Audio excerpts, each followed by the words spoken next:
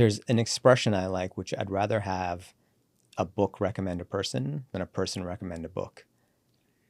Very So you see interesting. someone carrying a book or reading a book and you say, oh, I'm interested in this person because of what they're reading, not the other way around.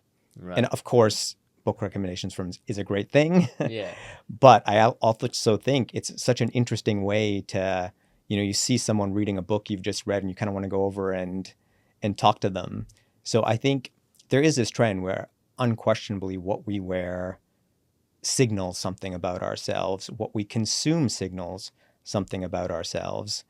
And I think we also live in a world where I think we've put too much effort into trying to show the world that. Right. And we are in a world where algorithms drive so much of what we consume, which I think tends to lead us into this kind of big echo chamber of only hearing from people who share the same views as us. Right. And I think we have to kind of go back to this world of organic discovery, of how do you introduce randomness into your life such that you find out about something that you hadn't heard of. And to me, that also means more exploration of long forms of content. So as opposed to, listening to the 30-second snippet of this on TikTok, you probably want to actually sit down and really listen to the podcast. I think it's true of going back to actually reading books and not just discovering them based on what Amazon recommends to you. It's go walk through Indigo and pick up books off the shelf. You're more likely to find something new and unexpected than if you always discover things through the digital format. Welcome to Growth Untold, the podcast, where we dive into thoughtful conversations and insightful discussions with world-class people, all with the aim of inspiring, educating, and empowering our listeners. We are thrilled to have you here with us on this exciting journey to explore the diverse stories and the ideas that have the power to shape the world for the better. Welcome to Growth Untold, the podcast.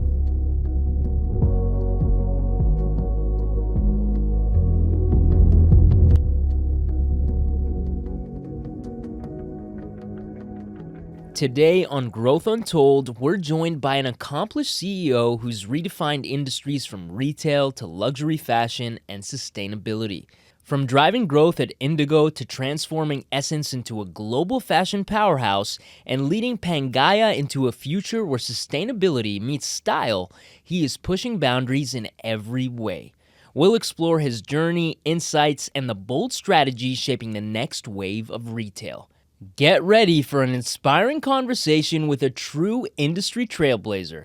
Welcome, Krishna Nikhil. Thank you. Welcome to the show, Krishna. Welcome, Thank you, Alex. Krishna. Thank you, Thanks Mina. for coming. You look very dapper, I must So say. dapper. No, I dressed seriously. up for the The occasion. fit's though. on I think point. suit and sneakers is pretty much, I love it. And Yeah. turtleneck, or is it just a sweater? it's kind of a mock neck. Gives Yeah, a no. little bit of best of both worlds. Exactly, Yeah. but that's what I love about it. Because so funny enough, I wore almost the exact same outfit on Jimmy Kimmel a couple years ago, Okay. but it was a full too. turtleneck, and I thought the full turtleneck was too much. So this is a good halfway point. There you go. Revolutionizing style right now. Yeah. Next time you're on Jimmy Kimmel, I will be looking for you. in I'll a get mock you to neck. style me for sure. I'll get you to style me. It looks dapper.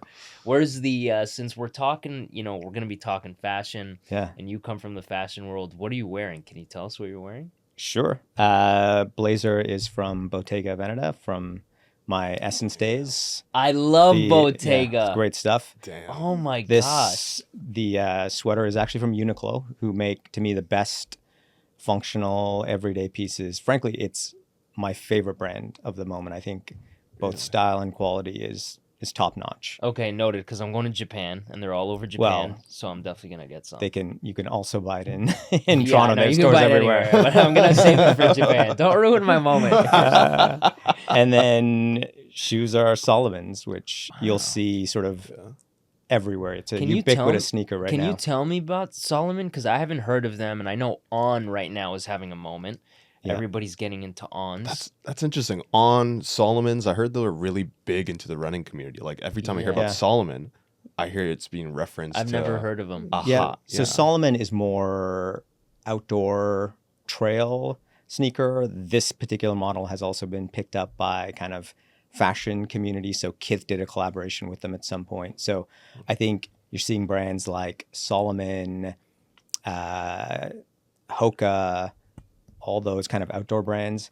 And there's even a great Canadian brand called Norda, which also plays in this space. And I think it's amazing when Canadians sort of build these great brands that can ultimately become global powerhouses. Wow. Okay. I haven't heard of Solomon. I haven't heard of Norda. I've heard of Hoka Norda. I knew about, and I own a couple of Hokas. And I own one pair.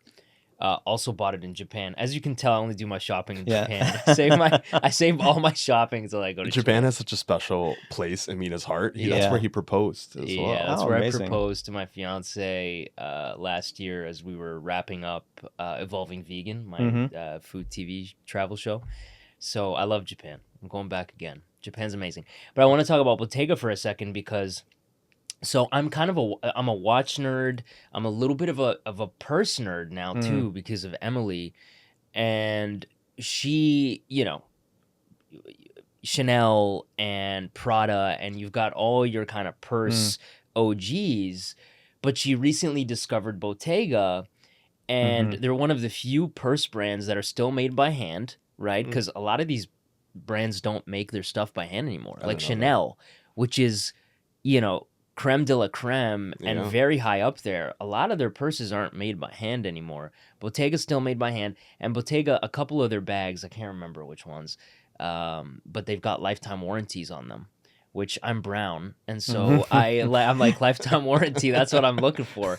That's also why I got into John Fluvog. I don't know if you know about another John brand. Fluvog, Yeah. but he's got like a basic, not a lifetime warranty, but he's very much still a shoesmith, so you can take in your boots, they change the soles, they change the laces, and so I love these kinds of brands that go beyond just making the product and handing it off, Yeah. but kind of offer this service that comes with Look, it. I think there is a timelessness to some of these brands that have been doing something a certain way for a very long time. And when your fiance and you sort of get to Hermes, I think there's also no going back Right. from there. And those are bags, when you see them, you truly see the quality in them versus even a Chanel. And I was speaking to someone at Hermes, and they were telling me the person who constructs an individual bag, when they see their bag again, they can identify it as one that they made. And so What? they send some of the craftsmen or craftspeople to do these like tours of duty in stores. So a guy from France was now working in a store in Miami, and a woman came in with a bag, and he said, "I made that bag." He could notice that he do had you made know? it. What? That is crazy. Yeah. It's like that having unique. a child. It's Like, that's my child. I don't know if parents refer to their kids as "I made that," Yeah, but right. maybe that's they do. true. Maybe. Mina's Yeah. gonna, You'll find out Mina's at some point. foreshadowing right now. I made that. I made that. That's That mine. is amazing. Okay, what about men's brands? Some men's brands that stick out to you. Like, I didn't know Bottega even made a suit, Yeah. but when you walked in, I was like, that is an amazing suit. So now I'm gonna be looking out for I got to go to a Bottega outlet or something. I don't know if they have Yeah. outlets, but Look, I think you end up in this place where the stuff that lasts the longest in your closet, those are the brands you're going to go back to all the time. For Yeah. me, that I think Prada does an incredible job with everything they do. I find it endures in my closet. That's true of Bottega, Cucinelli, and the Row. Like, those are the kind of four brands that I feel like what was the last one? the Row. This is Mary Kate and Ashley Olsen's brand. Really? Yeah, they built a really exceptional fashion brand at a recent fundraising round. Was valued at $1 billion. Man, good for all Yeah. these. I mean, a lot of these celebrities are just building insane billion-dollar valuation brands now. I mean, know. Rihanna with Fenty, Fenty. right? Yeah. Who else? And I did. Who The else? Rock? Did The Rock do something? No, that's Well, that's The Rock has collaboration. tequila, Terramana. Well, you got- Terramana's Yeah. valued Selena at Gomez with Rare billions. Beauty, Haley Yes. Bieber with Rhode. There's one a of the lot of them. Kendall with her makeup line. She's a Kendall or billionaire Kylie. now. Of course, One of them. Kim Kardashian with Skims. There's Skims. a Yeah. huge number of Yeah. celebrity created brands, but it's also sort of was a moment, and we'll see if it lasts. You got Mina Pharrell Masood Williams. with Dharma Yes, Jam. there you Oh, go. yeah, that's the next biggest there you brand. go. We're not valued at $1 billion yet, but you can help us get there. No, I also love Zegna. Zegna menswear. I love them. They're probably my favorite brand. But again, I didn't know Bottega made such a nice suit. And the tell me about the quiet luxury space. Why do you think there's been a shift now in people just flocking to quiet luxury? Like, there's no branding on that suit, right? And there's no branding on a lot of the fashion pieces that are coming out now. People are really swaying to that, like you said, pieces that just last a long time, but there's no branding all over them. From my perspective, these are all just engineered cycles, right? Where we went through a very loud, logo-driven moment, with Gucci and others really kind of taking up a lot of the airspace, and Gucci went through incredible growth during that time. And now there's a quiet luxury moment where everything is more subdued. But look, fashion does play off what's happening in the world. After going through COVID and, the cost of living crisis that happened, it was just a moment of quiet luxury. I'm sure the trend will change in 3 to 5 years, and we'll be all talking about logo mania again. These cycles just continue to happen. Yeah, it's interesting. Even with watches now, like I said, I'm a big watch guy. And with watches now, so men's watches got really big. What was in was big, right? So big Rolex pieces, Richard Mille, huge pieces, right? And now you're seeing the trend reverse into smaller pieces. So you're seeing someone like Michael B. Jordan. He's always rocking smaller Piagets now. You're seeing, a lot of these celebrities kind of rocking smaller pieces now. So small is coming back in, which ties in with the no logo, quiet luxury. So it's really interesting. It is. No, absolutely. I think there's like an interesting movement that's happening to like a minimalistic look these days, right? As opposed to, you said like everything was like loud in your face. I love the way you articulated it. But if we can, I want to take a step back further, just curious. You obviously are an incredibly fashionable guy, and you've come from a strong retail and fashion background. Like, why fashion? What got you into this space in the first place? Yeah. My path definitely wasn't linear. So it's all over the place. Right? First generation immigrant, went to school for engineering, went to U of T, did my undergrad in the engineering science program, then did a master's in biomedical engineering, realized, okay, research engineering is not for me.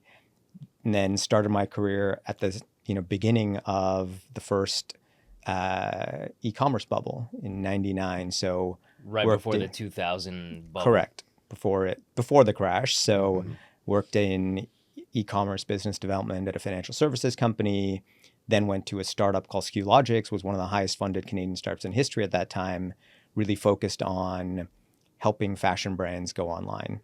It did not fully make it through the bubble bursting. I joined the management consultancy McKinsey in 2003, was kind of that wild card hire of amongst all the Harvard, Wharton, Stanford MBAs, let's also have this guy who came from a startup, has a master's in engineering, will probably last 6 months. And startups at the time were not as popular or revered as they are now. That's exactly correct. It was a complete sort of wild card profile. And I remember at McKinsey, in your first few years, you do this thing called a random walk. You try many different projects. So I did something in retail, did a project in the airline industry, did one in technology. And I was sort of on my fourth project, and I really wanted to work in banking for some reason. I thought, this will be really cool. I'll get to be in the financial district wearing a suit and tie. And so I had my eye on this banking study. And the senior partner comes to me and says, hey, I'm doing this growth strategy study for a U.S. specialty retailer, one of the coolest fashion retailers out there at the moment. And I say, no, thanks. I'm going to do my next study in banking. She just looks at me like I'm absolutely crazy. She says, I have 40 emails in my inbox of people from around the world who want to be on this project. I'm pretty sure for that banking project, there's 0. Yeah. You can make your choice. I jumped on that project, one of the best experiences of my life, because we were doing field work in all these different countries. We were doing focus groups in the UK, Japan, Germany, France, to understand the potential for this US specialty brand to go global. And I think sometimes you have to look for those signals of what direction is my career going to take me in. So many people have this idea of, I really want to do this, and you're kind of going against the current. And so as much as retail, culture, fashion was something that I was always interested in, I never thought it was going to be a career until sort of this tipping moment happened. Did that project, ended up doing more retail work at McKinsey, made partner after sort of 6 years. And it's kind of what brought me to this point, being the CEO of a fashion brand. Again, something I never would have thought as possible. Well, yeah, that set you up because, I mean, as a CEO, right, I'm not, I'm not hiring, but as someone who's looking for a CEO of a company, someone who has a research background, doing all this research as, the very beginnings of your career, that's amazing.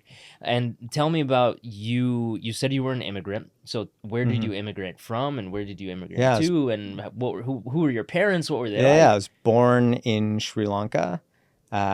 We then went sort of to the UK, when I was 1 year old. Sort of from 1 to 5 was in London. And then when I was 5, we came to Canada. And what brought your parents to London? Like, what did they do for work? Look, I think it was opportunity. I think my parents also had the foresight to see the path to a good life, and the path to citizenship was much more straightforward in Canada. And, they were comfortable in Sri Lanka. They were comfortable in London, but I think they made sort of the biggest sacrifice for future generations to come to a place that is extremely different. And I think it's been eye-opening for me, even going back to London as the CEO of a company. It was incredibly evident to me how different Canada is from the UK, and the difference in opportunity creation for people of color. Right. Yeah. I mean, Canada, what decade was this? Back in the 70s? So, yeah, born in the 70s, came to Canada in 1980. Yeah. So the 70s, 80s in Canada, I mean, the amount of opportunity there was to build something was insane. I mean, I immigrated to Canada in the 90s, but even back then, like, we grew up in Markham, and Markham back then is so different than it is now. Like, the change is insane. Yeah, absolutely. So I imagine that the amount of opportunity was vast. Yeah, and look, I think in Toronto especially, I think as a person of color, you don't feel like there are limits to what you can achieve. Like, you'll see a bank CEO who's a person of color, or the head of the biggest telcos in Canada can be a person of color. I don't think you see that level of, I can look around and see people like me. And I think it's particularly true in cultural industries. Right. If you look at the world of, that you're in, entertainment, of entertainment, the world of luxury and fashion, those are not inhabited, especially in its executive ranks, with people that look like us. Yeah. It's very European or North American centric of who gets to have those jobs. And I think it's a really interesting thing when you're trying to become part of that world and create those opportunities for yourself. Yeah. Okay, so your career in retail has taken you from Indigo to SSENSE to PANGAIA. What are the things that drew you to this particular field, like retail and sales? What drew you to that? Yeah, for me, I think being in retail and working with brands, there is this unique intersection of culture and commerce. To me, that's the great thing about trying to build a brand. It's this blend of art and science that it's not reductive. You can't take it apart like a watch and put it back together, because you're dealing with consumers and their preferences and different trends.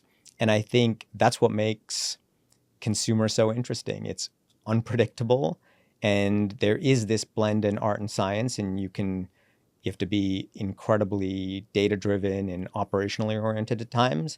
And other times you have to be big picture, vision, bold. And I think that sort of blend suits the things that I enjoy. So do you think even with books, because, you know, fashion, when you talk about trends, I get that. But with books, do you think there are trends even in selling books? Absolutely. You look today, book talk, on TikTok is one of the most popular content categories.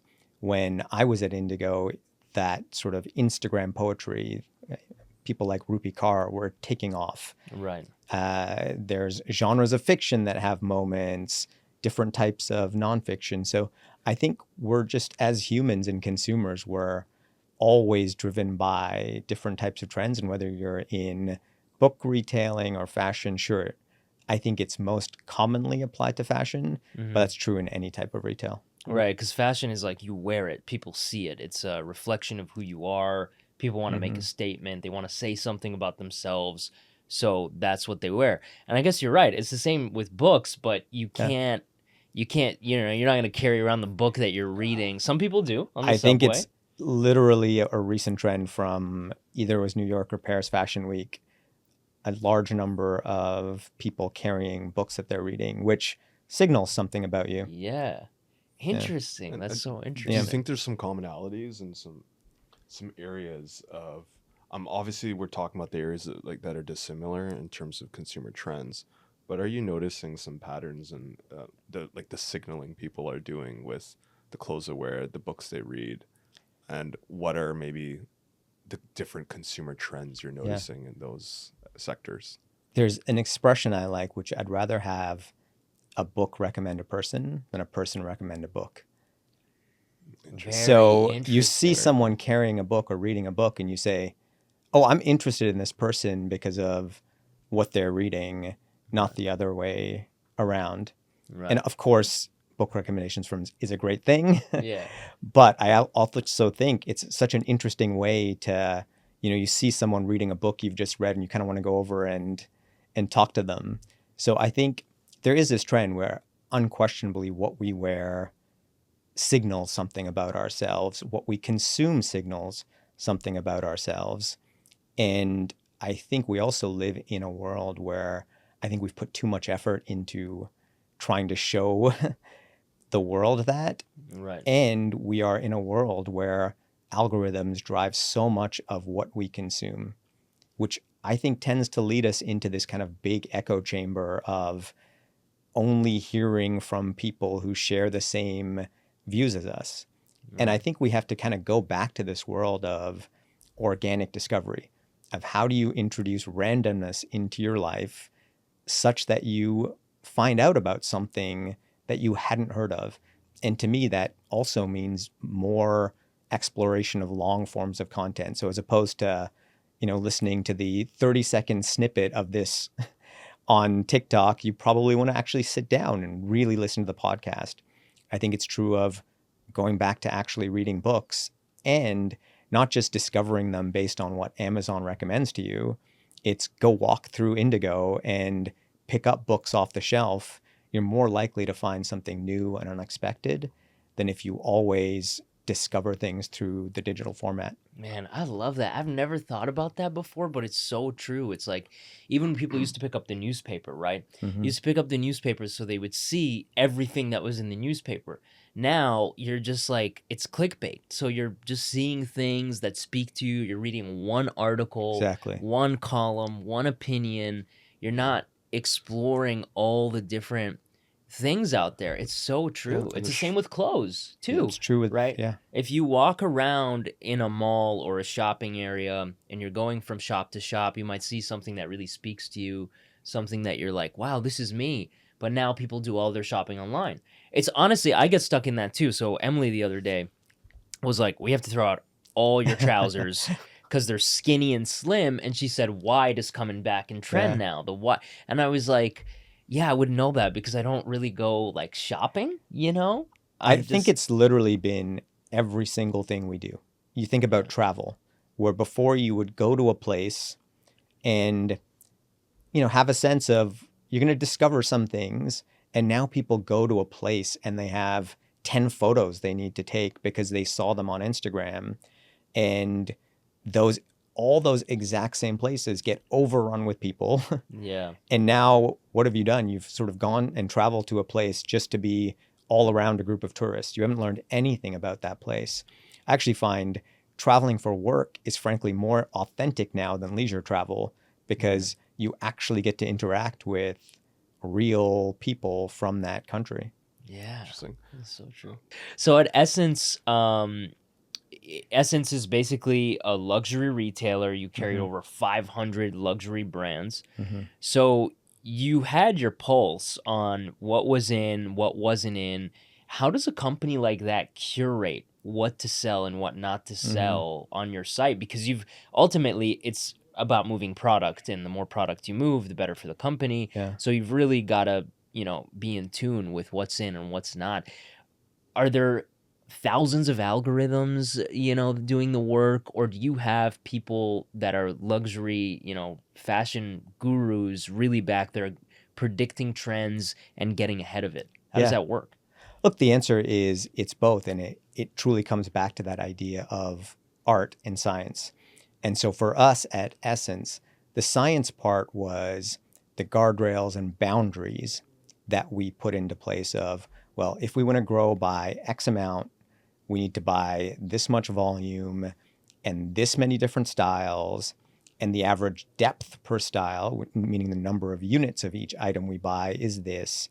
And then we would sort of calculate all of that, even by brand. We'd say, let's look over the last 6 seasons. How is this brand performing?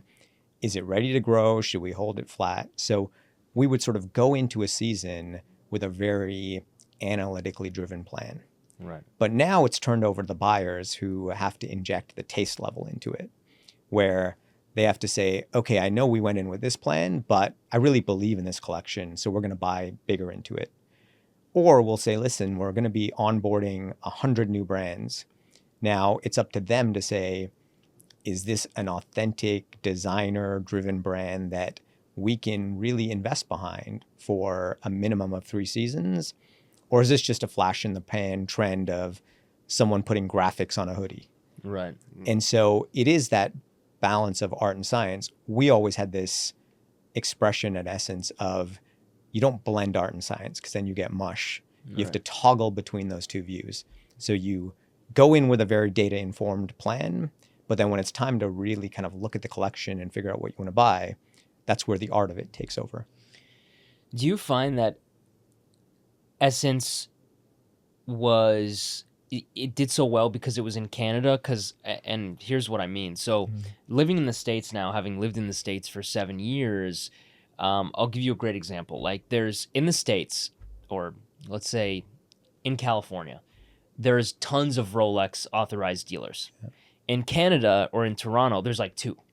And so there's not as much choice in Canada. I feel like Bottega, I don't know how many stores they have here. So I would probably want to go to a platform like Essence to really be able to do my shopping. In the States, I'll just go to Bottega because they're everywhere. Or not everywhere, but, more prominent than they are here. So do you think Essence benefited from that when it comes to Canada versus the US? To me, not really. I think unquestionably Essence benefited from being in Canada in that it was built in a very patient, authentic way. And I think sometimes in the US you can't do that. But for Essence, its biggest market is the US, not Canada. So it has strong positions in Europe, it has strong positions in Asia. It's a truly global luxury retailer. And I think Essence benefited from the fact that it was very ahead of the curve in terms of trend and perspective. So when sort of the big streetwear moment was happening, Essence invested heavily behind that. We were, Virgil Abloh for Off-White, one of their first big accounts. We helped, take Jacquemus to where it is. We launched the row when they were launching menswear for the first time. That was on Essence. And so I think Essence's position with millennials and Gen Z was ahead of the curve. And I think that's a big reason for its growth over that time, right? Between, 2017 to 2021, Essence went from sort of a small niche online luxury platform doing a few $100 million to a $1 billion retailer, and really people understanding this thing has much more scale than we expect. And I think that's kind of what was really cool about the Essence story. It was under the radar, based in Montreal, and then really grew into this global champion. And yeah, No, sorry. Out of curiosity, when I think of Essence, I can't help but draw some similar parallels to maybe perhaps StockX and maybe Goat, right? Now these are more focused on sneaker culture. What would you say are maybe like some of the differences and similarities between that? Yeah, to me, they're very different platforms in that Interesting. StockX and Goat are sneaker resale marketplaces. People buy things, so those things aren't holding any inventory, but they're also incredibly dependent on a single thing, which is reselling of sneakers. And so you had that moment of Yeezy, Nike Off-White, and those platforms did incredibly well. And now people sort of aren't quite as willing to pay outrageous premiums for resale sneakers. And the world has changed for those platforms. yeah, like Chrono 24. So Chrono 24 is the StockX of watches. Yeah, you got Hodinkee and a bunch of others. And Hodinke's actually getting out of it now because I think they've noticed what you said, which is people aren't willing to spend an exorbitant amount of money on watches anymore. So they got out. So Yeah. Hodinkee doesn't resell watches Okay. anymore. I They didn't know just that. stopped. It's October 2024. I think they literally stopped a month or two ago. They had a massive sale to just sell all their inventory. And Interesting. they've gotten out for that exact reason. Is I think they noticed we're not going to be able to survive this. And so they got out. So really now it's just Chrono 24 when it comes to watches. But they do what StockX does to shoes for watches. Yeah. And Essence was in the space with people like Farfetch, who they had more of a marketplace model. They ultimately were never profitable, essentially were acquired for a very small sum relative to what they were once worth by a Korean company called Coupang. Then there's My Teresa, which is based in Germany, which has been quite successful in the online luxury space. They just acquired Net-a-Porter to make what will ultimately be the behemoth in the industry. But it's been an industry that had sort of this big rapid growth moment during COVID, and then a restructuring moment after that. So when you look back at your time at Essence, how long did you spend there? Spent 4.5 years at Essence, 2017 to 2022. So like you said, you kind of experienced that big boom there where you went from a couple $100 million to over $1 billion. What was some of the innovation that you're really proud of at Essence? How did you take that company from doing a couple $100 million in sales to over $1 billion? Yeah. And look, we talked about this idea of how we really drove the merchandising side, how we thought about growing the buy, being still very analytical and data-driven. I think one of the moments that stands out the most to me is the opening of our flagship retail store in Montreal. So somewhat ironic of it's an online retailer, but our retail opening was a really major moment for us. They had built this building with David Chipperfield. He's a globally renowned architect, Pritzker Prize winner. Yep. And so this was a real special building. And I had joined as sort of chief merchandising officer, and the CEO sort of 2 months in came in and said, we're opening this retail store in 4 months, and I feel like I need help on it. You know retail. Can you take this under your wing? And of course, I said yes to that. But then you also realize the way Essence is opening a retail store is very different than anyone else. We're literally doing the opposite of what anyone would do in retail, where our retail store doesn't actually have any product in it. It's purely appointment driven, so people can kind of take things off the website and then try them on in store. It's intended as a big curatorial space for special exhibitions. So now we have to build all of those things to come in for the launch. And so we're in the lead up to launching this in April of 2018. And we're trying to decide on what should the big opening be. And we have two choices. One is Virgil Abloh, creative director of Off-White, has just been named as the Louis Vuitton men's artistic director. And I sort of think this is the right decision. Right. And then there's this performance artist named Arca, who I had not frankly heard of at that time, incredibly influential in the fashion community, has a really powerful, provocative perspective. And this is what Montreal's really into their performance art correct. as well. That's exactly it. So the team really wants Arca to be opening of the store. And for us, this opening of the flagship is this major moment. We're flying press in from around the world. We've got Business of Fashion, top newspapers from Germany, the US. We have a large number of industry people. We had Simone Port, the founder of Jacquemus. We had Ian Rogers, the chief digital officer of LVMH. So we have this giant group, and Arca's performing. Oh, you guys went with Arca. We went with Arca. Oh, wow. The performance goes on for, I think, an hour, and it is incredibly provocative. And I'm standing beside the CEO, and we're looking at each other, and we think, we effed up. Like, we made the wrong choice. And so this performance finishes, and one of the editors from this big German newspaper comes over to us, and we think, this is not going to be good. And he says, that was amazing. The best thing I've ever seen. Goes back to Germany, writes this glowing story on it. Same thing with all the coverage is incredibly positive. Wow. And so we also did of course, the Virgil Abloh one later in June. It was massive and also got us incredible press. Yeah. But it was one of those moments where you think, okay, maybe we pushed it a little too far. So what's the takeaway? Is the takeaway that you maybe lean into the culture of where you're launching it versus lead into maybe your gut decision from like a global perspective? Yeah, I think it's a bit of both. I think one is you've got to trust your creative teams and give them the freedom to take risks and know that you have their back as these things come to fruition. But you also have to create those boundaries. Like if our creative team had their way, they would have also probably said no to the Virgil Abloh thing because they're like, this is not kind of cool or of the moment enough. And so we said, no, you have to do both. Yeah. And how is that retail concept? Because that's the first time I've heard of that. I mean, look, I know when you go into somewhere like Rolex, they don't really have a lot of pieces to sell you, but you can try on their pieces. You can take a look at them. They're called exhibition pieces, even though there's debate on whether they're actually exhibition or not. But that's kind of that concept, of going in, trying on something, and then buying it later at a later time.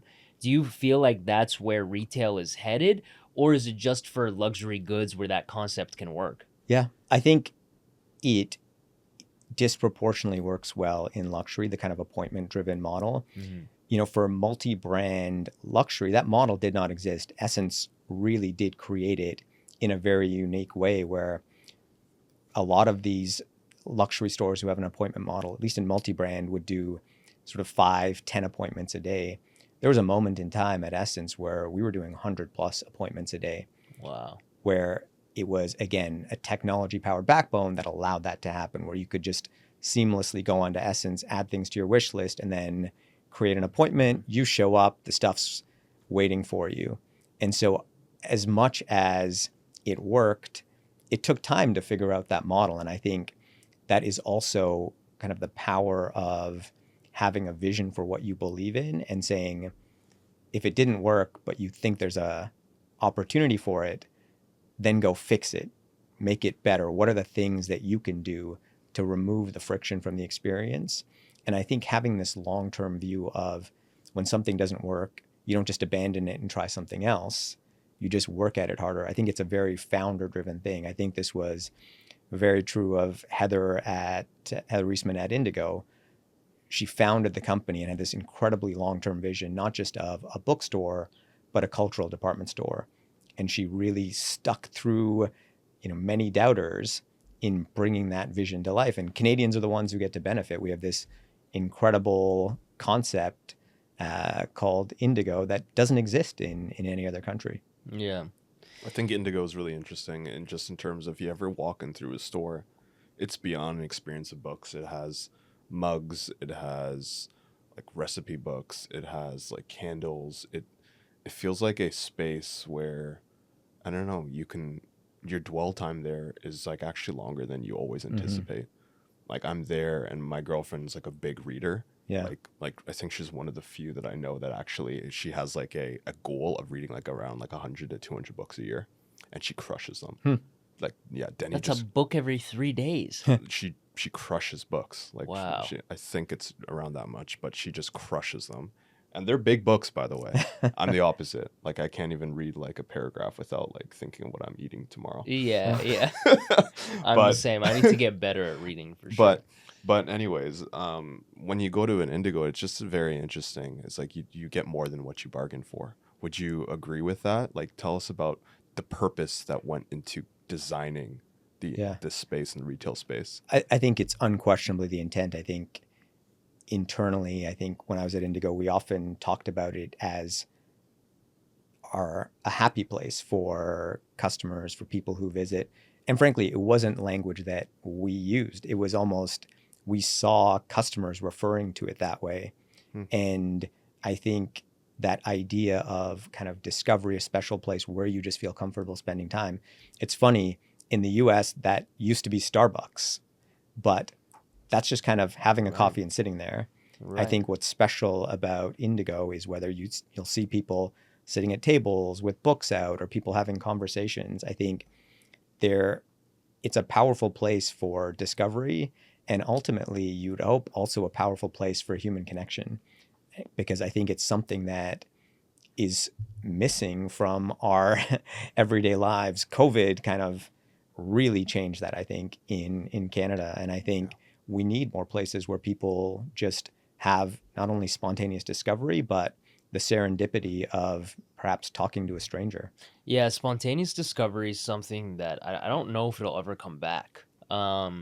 Even dating, now people don't really go out to restaurants and bars to meet people. If they want to meet people, they're on one of these apps. So even with the very specific activity of wanting to meet someone, there's an app for it. You know what I mean? So I don't know. I feel like, our kids or 2 generations from now, I don't know that there'll be much spontaneous discovery anymore. And maybe companies will come about that really specialize in that and really take that and run with it. But I just feel like the whole world now is going to immediate satisfaction instead of spontaneous discovery. And like you said, there's, it's sad a little bit, because there is something about meeting people or seeing people reading a book and going, I want to connect with them, that like desire for connection that I think we're losing a little bit. Yeah. I think a lot of these things are junk food for our brains, where they give us the hit of what we think is connection when it really isn't. And I think, again, I don't know if any company will come about that's going to change that. I think we as humans have to decide the empty calories of social media and algorithmic discovery are not it. And we will hopefully at some point recognize that going back to reading real books, meeting and talking to strangers in public places is and was a positive thing. Yeah. And that's interesting. We're really dialing in on the topic of trends here, and it feels like I feel like you've had a pulse of that, being a CMO, chief merchandise officer, being an accomplished CEO. You've got to have a pulse on culture, have a pulse on trends. How are you staying ahead of trends? How are you envisioning trends? I feel like there's a bit of a shift of everything is becoming AI, ChatGPT, if you will, right? And you saying empty calories, people are thinking less and letting things serve its course. So curious, what are your thoughts on just staying ahead of trends for these days? Yeah. And for me, I think staying ahead of trends sort of comes with that notion of trying to set a trend, when to me, it's less about staying ahead versus knowing what is relevant or not. And so if you're, whether it's a CMO or CEO, knowing what is relevant for your brand is far more important than chasing every trend. And for me, it's this idea of clarity is the foundation of agility, and focus and discipline is the foundation of longevity. So if you know who your brand is, if you know who your customer is, you can move quickly in response to the right trends, and you'll not chase the wrong ones. And when you have focus on this is what I do and this is what I'm about, then you will have longevity as whether it's a brand or a leader. And I think sometimes people are so quick to chase a trend, they don't actually do the work of, what do I stand for as a brand, as a leader? And is this thing relevant for me or not? And so that's, to me, the foundational part, which is you've got to do the work in order to, whether it's stay on top of the trends or continue to be relevant. So you went from Indigo to Essence, who sell, thousands of brands to hundreds of brands in Essence's case, to PANGAIA, which is just one brand. Tell me about the difference in that, because you go from, being a retailer that's selling so many different brands to really focusing on one brand, one thing you stand for. What's that difference like? Yeah, it's exactly as I said, which is as a retailer, you can stay true to your curation perspective, but you have lots of options for what you buy and what consumers are going to buy. And with a brand, it's this one thing. And to me, the concept of PANGAIA was so powerful. It's why I sort of picked up my life, left Toronto and moved to London for. And really, PANGAIA wasn't intended to even be a brand. It was intended to be a company that accelerates fashion's transition from planet-harming materials to ones that are less damaging to the planet. Any consumption is going to damage the planet. But fashion is the third most polluting industry in the world, which should be shocking to all of us when you've got things like oil and gas, metals and mining, air travel. Fashion should not be on this list of animal agriculture. Fashion should not be on the top 3 list. And most of the harmful emissions and pollutants created by fashion come from the choice of materials. Polyesters and nylons, conventional cotton, which is overcropped. All of these materials have better alternatives, which you can farm using regenerative practices to create cotton and wool. You can have bio-based polyesters that then will biodegrade, are less harmful to the planet. But the fashion industry has shown very little interest in moving to those new materials. And so PANGAIA was essentially this idea of a brand that could be the first one to launch those things. Okay. So we launched a sneaker that was made of grape waste. So it was grape leather sneaker. We made hoodies that were made from brewed proteins in a lab. So you had kind of a lab-grown cashmere product into a hoodie. We had down jackets that, as opposed to being filled with feathers, they were filled with flowers. And so this idea of kind of bringing forward next generation science. Wow. But it also runs into the obstacles of, does the fashion industry really want to adopt these next generation materials? And at present, the answer is no, because customers don't care enough to vote with their wallets. They're voting on trend and how it makes me look and all of those types of things. Do you think we'll get to a place where people start taking the environment seriously enough that they will start making decisions based on material rather than on trends? I would say I am skeptical. I haven't seen enough information to say, or at least evidence for people to say, this is going to be something we meaningfully care about. If you look at what's happening in the world right now, Shein is positioning itself for an IPO on the London Stock Exchange, valued at, I think, 60 billion or something like that. Temu is one of the fastest growing platforms in the world. It's gobbling up air freight. And so it's almost the opposite is happening. We're getting to more low-priced items, more disposable. And so it will be interesting. I think it will take something even more severe than what we have gone through to drive a real 180 in human behavior around consumption. I think consumers are really interesting in a sense. So I'm working in like the realm of sports marketing, but I find it really interesting that consumers respond to things that are visible versus invisible. Environmental changes sometimes are not as unless something insane happens. I think people are going to be less willing to do anything about climate change. The same thing for disabilities. People pay more attention to people who have visible disabilities versus internal things that are going on with you, right? And I think that's for everything across multiple sectors. So to your point, I share that. I'm just as skeptical as you, because I think it's just pretty interesting that fast fashion, things that make me look good, the validation from others matters more to me than this amazing purpose driven. Like you sharing this, it makes so much sense. People should vote for their wallets. I was watching YouTube videos before you came on of people, all right, we're going to try on the PANGAIA hoodie set. We're going to try on the Uniqlo set. People are like, yo, PANGAIA's nice. And they're like, holy shit. Yeah. It's a little bit more expensive, but it's really nice. Did you know this, by the way? And they're talking about the sustainability practice and what it actually stands for. And if people took that chance to educate themselves, I feel like maybe they would do things differently.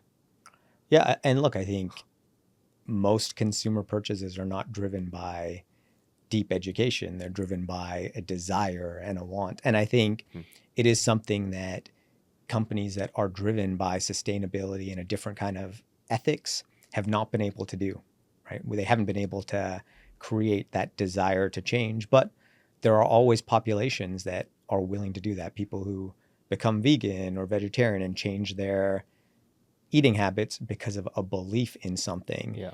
And I think what we will collectively realize is if we want a healthy planet, ourselves to be physically healthy and ourselves to be mentally healthy, every industry needs to change, right? We have to think about pharmaceuticals and natural medicine differently. We have to think about social media and digital discovery versus in-person real life things differently. We have to think about what we wear differently, and we have to think about what we eat differently.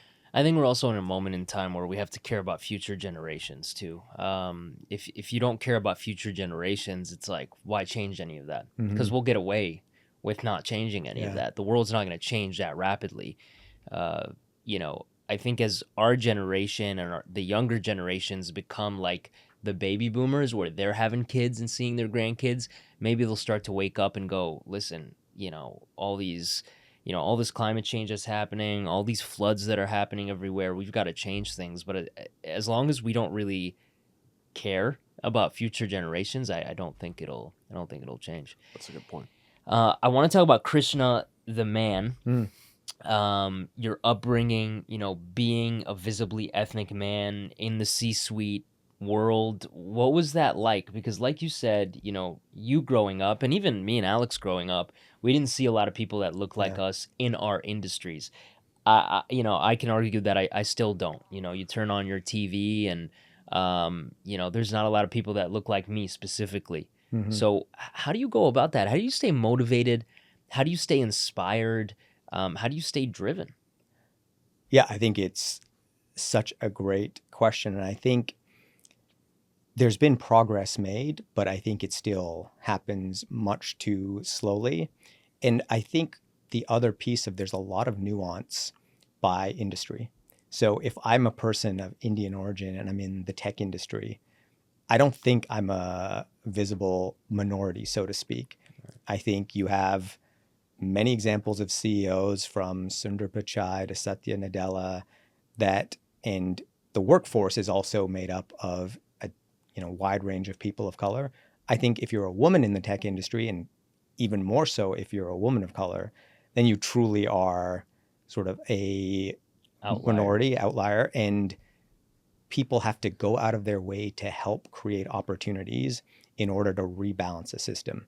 Now, in our industries, in entertainment, in fashion and luxury, that for people of color, that's not true. We don't actually have real representation. We have token representation. And token representation is great when times are good. Like when times are good and everything's growing, people are, starting DEI groups and really trying to create kind of these roles for people of diversity. But when times are a little more challenging, those are the first things that they stop and they cut. And this is the moment we're in right now, where a lot of lip service was paid to diversity and inclusion. And now it's, we don't really have time for that at the moment. And I think it's something people don't talk about enough, because we're supposed to be grateful for all the DEI initiatives that are going on. But I can, from my own personal experience at this moment, it's actually, there's a silent sort of backlash against it. You literally jumped into my soul and just took it out. It's insane, man. Mhm. No, seriously, it's insane, because you're in fashion. I'm in entertainment. You wouldn't think those two are directly related, but so many people in my industry that are afraid to come out and talk about it, including myself, Mhm. right? You just worded it so beautifully. You're right. When things were good, and I'll talk about Hollywood now because Yeah. you talked about fashion. When things were good a few years ago, studios were making tons of films, streaming was booming. Every studio wanted to make as much content as possible. There was a lot of work to go around. So then it was like, let's put visibly ethnic people at the forefront of things. Let's cast more people. And you can do that because there's just more stuff being made. And now that studios have pulled back, interest rates have gone up. They're not making as many things. They're not taking as many chances. There's people that look like me, visibly ethnic artists going, where did the work go? Like, where did the work go? And yes, everybody gets affected, but I feel like we get affected more because they're just not making as much stuff for us out there. So it's crazy that you say that about a fashion, because in entertainment, a lot of people of color are feeling the same way. Like, yo, the work just dropped. Like, it just dropped out. They're just not making as much stuff.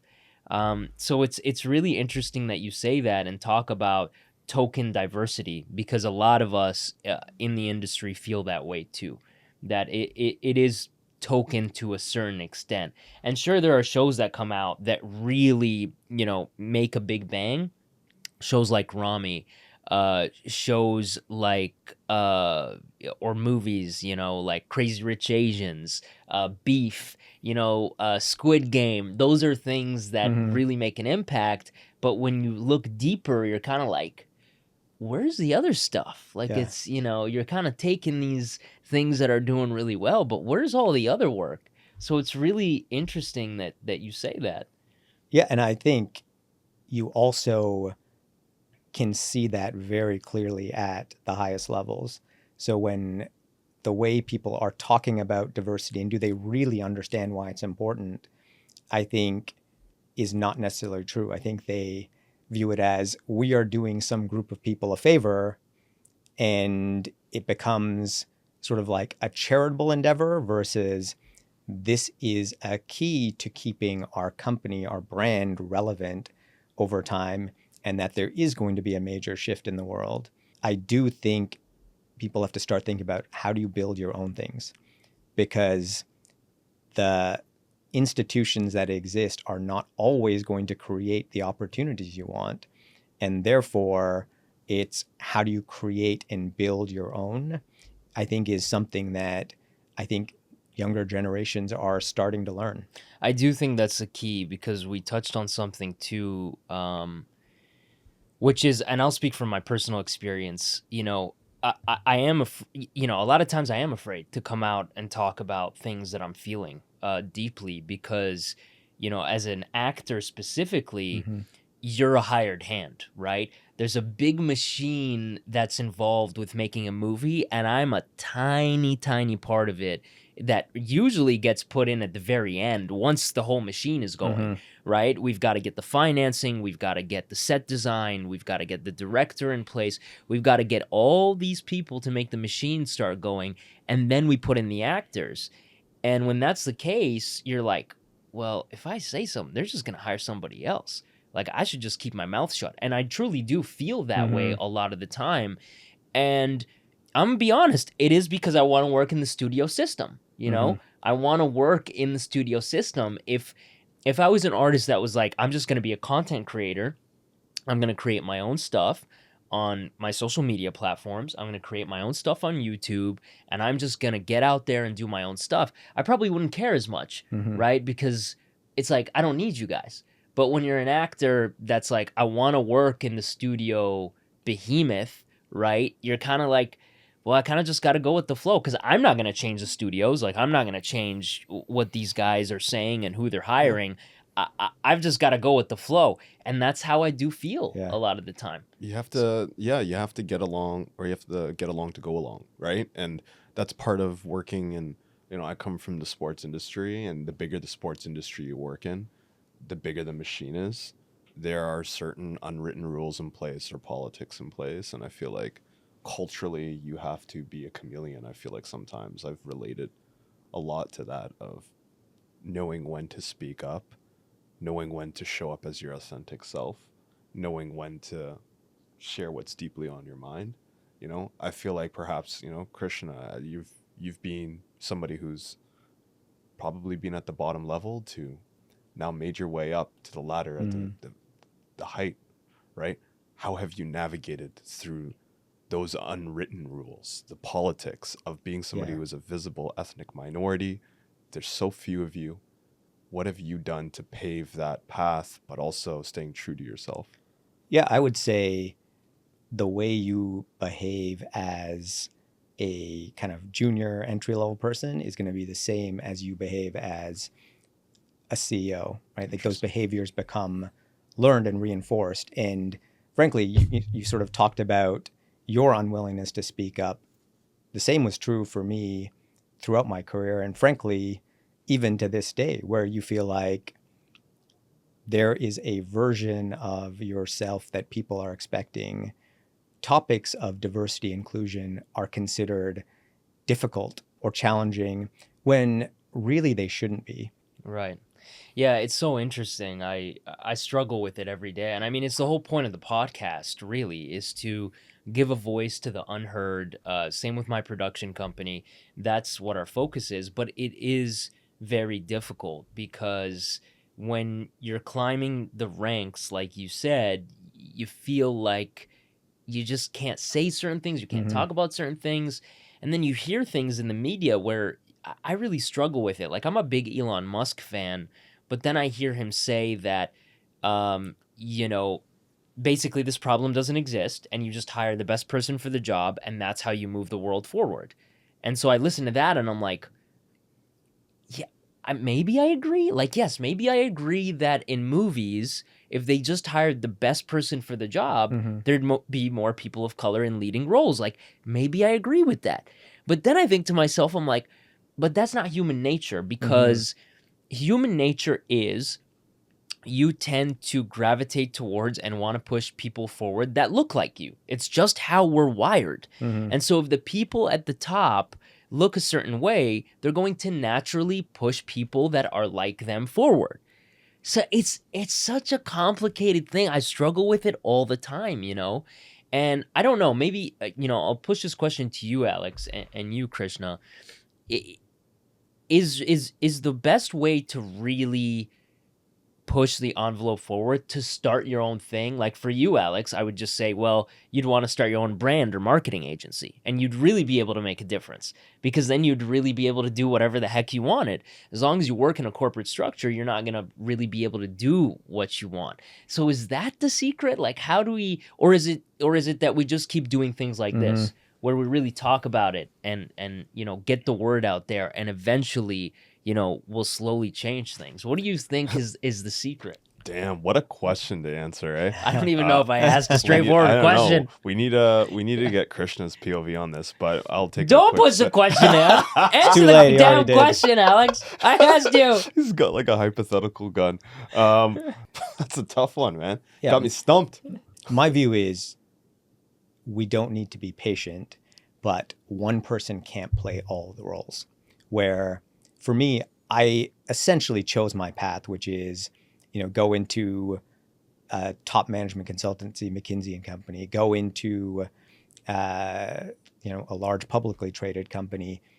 Those are choices where you're saying, I'm going to be part of the system, and I will try to engender slow change by being sort of a role model for other people of color who want to follow a similar path. But I'm not going to be this loud voice for change.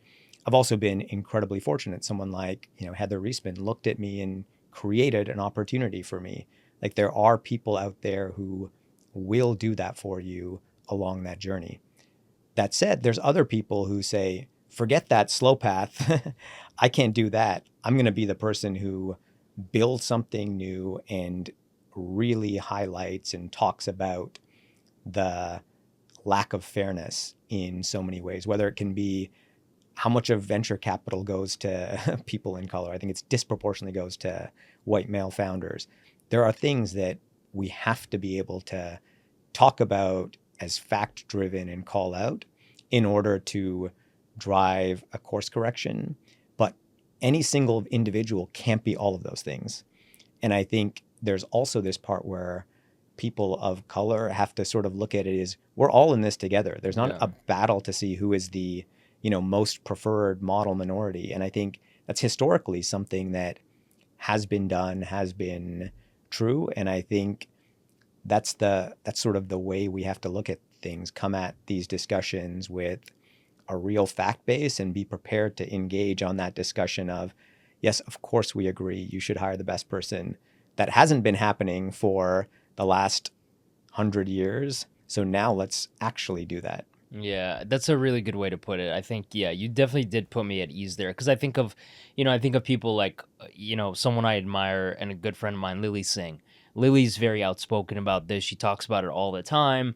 And it's also because of the way that she's set herself up. She built her own brand like 15 years ago. She's very outspoken about it and she does a good job. It doesn't mean I have to be that way. That actually makes me feel a lot better because, like I said, I do love working within the studio system. So it doesn't mean that I have to do that.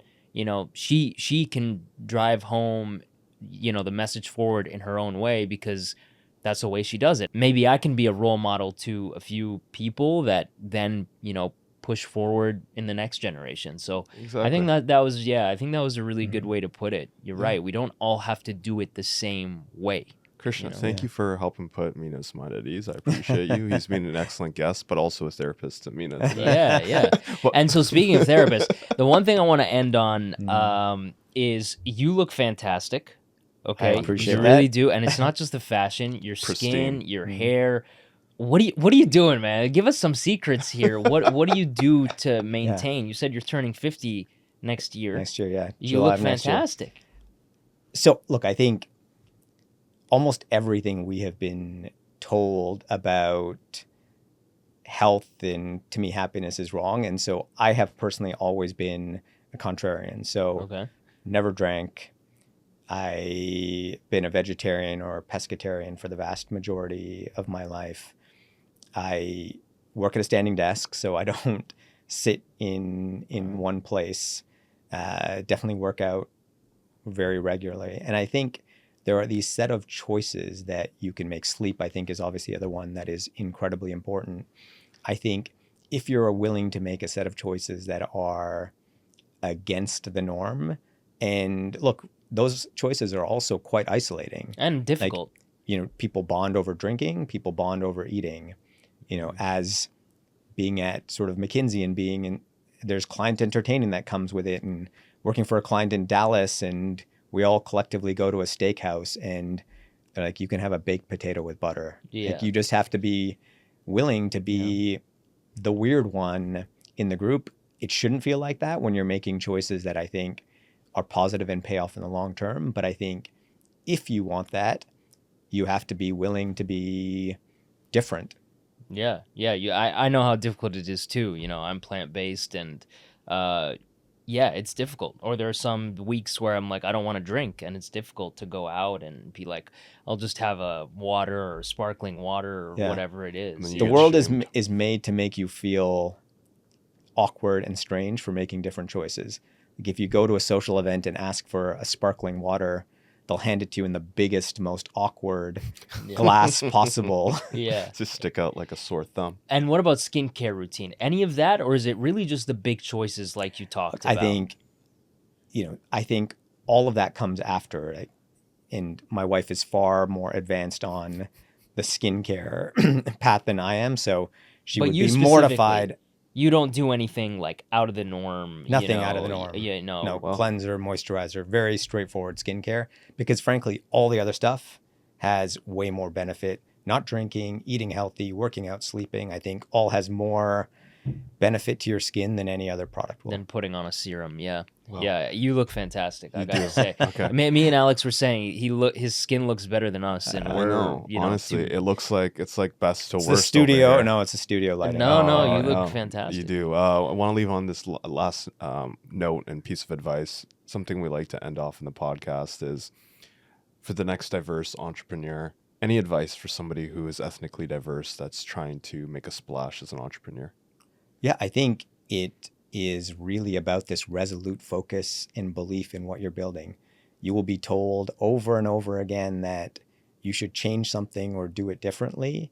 And I think the great entrepreneurs I've seen, they have this belief in what they're doing and kind of drive towards that. And I think the thing that I would hope to see more of is entrepreneurial people of color creating their own forums and helping each other. So in my generation, we look to mentors, people ahead of us to create opportunity. Heather Reisman did that for me. Joe Mimran did that for me. I would love to see more peer-to-peer opportunity creation. And it doesn't just need to be all in the same industry. As we've talked about, the entertainment industry and fashion and luxury have crossover to sport.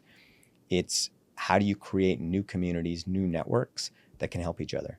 Amazing. That's man. fantastic. I Great love way that. to end this podcast. Thank you so much, Krishna. Great. Yeah, Thank you thank for you. having Show. me. It's been We great. appreciate No, Really thank you enjoyed for it. coming on. Appreciate it. Thanks for tuning in and listening. Please subscribe, share, and join the journey of growth untold. Don't miss a single nugget. Hit that follow button now on Apple, Spotify, YouTube, and Instagram.